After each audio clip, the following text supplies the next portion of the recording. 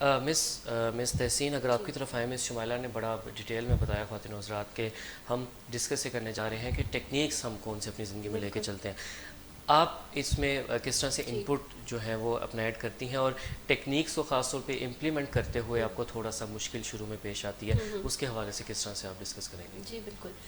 इसको हम आसान से आसान तर बनाने की कोशिश कर रहे हैं। जो इस फ़ोरम पे हमने बेड़ा उठाया है कि इमोशनल मैनेजमेंट के कुछ तरीके ऐसे बताए जाएँ, क्योंकि वैसे तो हम क्लीशेड बातचीत इस तरह की सुनते हैं कि हमें अपने जज़्बात को मैनेज करना चाहिए और अपनी अक्ल से काम लेना चाहिए, और इसको जो है हमें एक बहुत ही डिसिप्लिन के साथ दोनों चीज़ों में जो है हमें एक बैलेंस क्रिएट करना है, जो कि एक हेल्दी बैलेंस है और हमें लाइफ में स्पर करने में, आगे बढ़ने में हेल्प कर रहा है।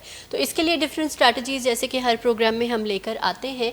आज भी बेसिकली दो जो बहुत इंपॉर्टेंट माइक्रो एडिक्शंस को हमने काफ़ी डिटेल में डिस्कस किया, जिनमें से एक रिस्पॉन्स परसिस्टेंस थी, यानी आप एक ही ख़ास अंदाज से ज़िंदगी के अपने कामों को या अपनी जो रिएक्शंस हैं या रिस्पॉन्सेज हैं उनको लेकर चलते हैं, और फिर आप एक्सपेक्ट करते हैं कि आपको नतीजा कुछ और मिलेगा, जो कि ज़ाहिर है कि बई दस कयास कोई चीज़ है। सो उसका एंटीडोट क्या है, उसको हैंडल कैसे करना है, इसमें कुछ मज़ीद टेक्निक्स की बात होगी। इसके अलावा अवॉइडेंस, जैसे डिप्रेशन में या एंग्जाइटी में आपको एक उस फीलिंग की या उस इमोशन की एक डिमांड है कि आप ज़रा कट के रह जाएं, आप ज़रा आइसोलेशन में चले जाएं, बहुत सारी सिचुएशंस को, बहुत सारे लोगों को, बहुत सारे एक्सपीरियंसेस को आप अवॉइड करने लगते हैं। तो जैसे मिस ने बात की, उसी को थोड़ा सा मैं एलैबोरेट करूँगी। एक तो है कि अपने आप को ओवरऑल रूटीन में रिलैक्स रखने की कुछ प्रैक्टिसेस अगर आप अपनी रूटीन में शामिल रखते हैं, अपनी डेली रूटीन में, तो आपको क्राइसिस के टाइम पे या प्रॉब्लम के टाइम पे कोई बहुत ज़्यादा एहतमाम नहीं करना पड़ेगा।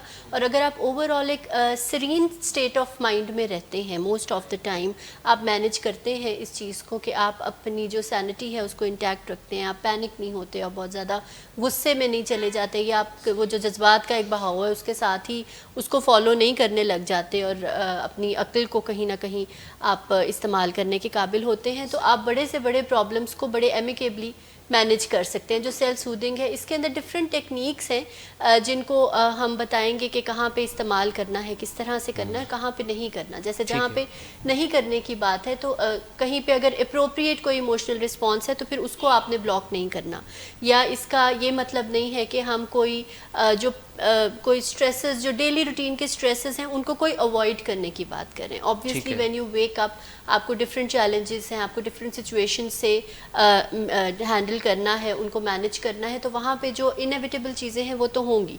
उनकी हैंडलिंग में आसानी पैदा करने के लिए आपने कुछ सेल्फ सूदिंग टेक्निक्स जो हैं उनको सीख के उन पर अमल करना है। बिल्कुल फिर सही। दूसरी चीज़ जो जैसे मिस ने बात की कि हमें देखना है कि जैसे हर इमोशन की कुछ डिमांड्स हैं, गुस्सा है, डिप्रेशन है, एंग्जाइटी है, वो आपको एक ख़ास तरफ ड्राइव कर रही होती है। ठीक है, तो वहाँ बिल्कुल पे फिर सही। कुछ शॉर्टकट्स हैं कि बहुत ज़्यादा हमने फिर विल पावर पे रिलाई ना करते हुए कुछ स्किल्स हैं, कुछ ऐसी चीज़ें हैं फॉर एग्जांपल जिसमें हम आपको सिखाने की कोशिश करेंगे कि आपने कुछ अल्फाज के चुनाव में, कुछ अपनी बॉडी लैंग्वेज में, अपने पोस्चर्स में, अपने कौन सा एक्शन आपने उस वक्त करना है और कौन सा नहीं करना, उनको अगर आपने प्री डिटर्मिन किया हुआ है और प्री प्लान किया हुआ है, तो उस वक्त फिर आप बहुत ज़्यादा कन्फ्यूजन का शिकार नहीं होंगे। और सही। जो एक डूइंग द ऑपोजिट वाली जो बात है कि जो वो इमोशन आपसे डिमांड कर रहा है, आप उसका ऑपोजिट पहले से प्लान करके अपने माइंड में क्लियर करके रखते हैं, जिसको एक स्ट्रक्चर्ड वे में हम बताने की कोशिश ठीक। करें।